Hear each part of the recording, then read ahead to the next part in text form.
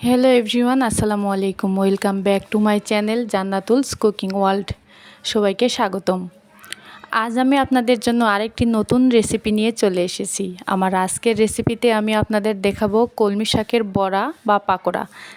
যেই নামে ডাকুন না কেন, এই পাকোড়া খেতে কিন্তু ভীষণ মজার।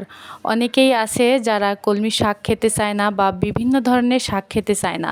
তারা যদি এরকমভাবে পাকোড়া তৈরি করে খান, তাদের কাছে খুবই ভালো লাগবে।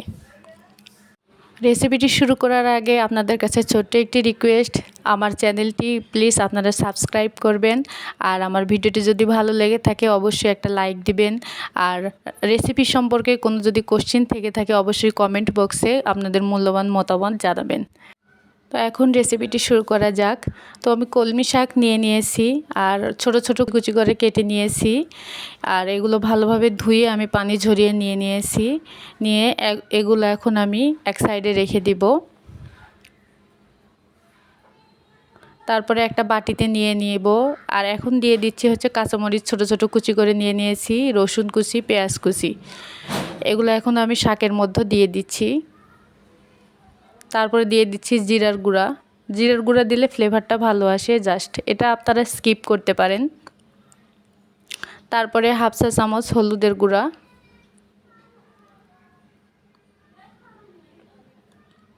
তারপরে হাফ চা চামচের মতন লবণ। আমি এখানে পুরোটা 1 চামচ লবণ ব্যবহার করেছি, হাফ চামচ করে দিয়ে। আর এখন দিয়ে দিচ্ছি চালের গুঁড়া। আর চালের গুঁড়োটা দিলে পাকোড়াটা মুসমুসে হয়, খেতে অনেক ভালো লাগে। আর যে কোনো ধরনের পাকোড়াই সবাই একটু মুসমুসে ক্রিসপি পছন্দ করে, তো আমিও তার ব্যতিক্রম না। আপনারা অবশ্যই চালের গুঁড়োটা এখানে ব্যবহার করবেন। আর বাইন্ডিংয়ের জন্য দিতে পারেন ময়দা কিংবা আটা। তো আমার কাছে ময়দা ছিল, আমি অল্প একটু দিয়ে দিয়েছি। আর এখন দিয়ে দিচ্ছি একটা ডিম। তো ডিম দিয়ে এখন আমি সবগুলো উপকরণ ভালোভাবে মিশিয়ে নিব। আর এখানে আপনাদের কাছে শুকনো লাগতে পারে, সেজন্য অল্প পরিমাণে পানিও নিয়ে নিতে পারেন। তো আমি একটু পানি দিয়ে দিচ্ছি যাতে আমার এগুলো হাত দিয়ে মাখতে সুবিধা হয়। তো এই পর্যায়ে আমার মাখা শেষ। এখন এটা আমি 5-6 মিনিটের জন্য রেস্টে রেখেছিলাম। এখন আমি হাতে নিয়ে দেখাচ্ছি, দেখুন কতটা সফট হয়েছে। তো আমি চুলায় একটা প্যান বসিয়ে দিয়েছি। আর এখানে আমি দিয়ে দিচ্ছি সাদা সয়াবিন তেল, যেটা আর একদম ডুবো তেলে ভাজার দরকার নাই। আর এখন তো আমরা সবাই কম বেশি স্বাস্থ্য সচেতন। তো তেলটা একটু গরম হয়ে এলে তার মধ্যে আমরা এই পাকোড়ার শেপ করে করে ছেড়ে দিব। যার যেমন ইচ্ছা তেমন শেপ করতে পারেন। তো আমি এইভাবেই করতেছি, আমার এইভাবেই ভালো লাগে। অনেকে রোল টাইপের করে, আর আমার কাছে এইভাবেই ভালো লাগে। আর এটাই অনেক সহজ মনে হয়। তো আমি এক পাশে করে নিয়েছি, উল্টিয়ে দিয়েছি।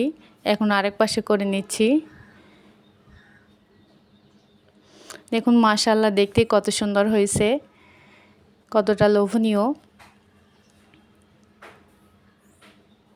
আর এই পাকোড়াটা আপনারা মেহমান বাসায় এলে যাকেই হোক করে খাওয়াবেন, দেখবেন কতটা মজার হয়। মেহমান একদম খুশি হয়ে যাবে। তো এই পর্যায়ে আমি এগুলো উল্টিয়ে দিচ্ছি একটা একটা করে।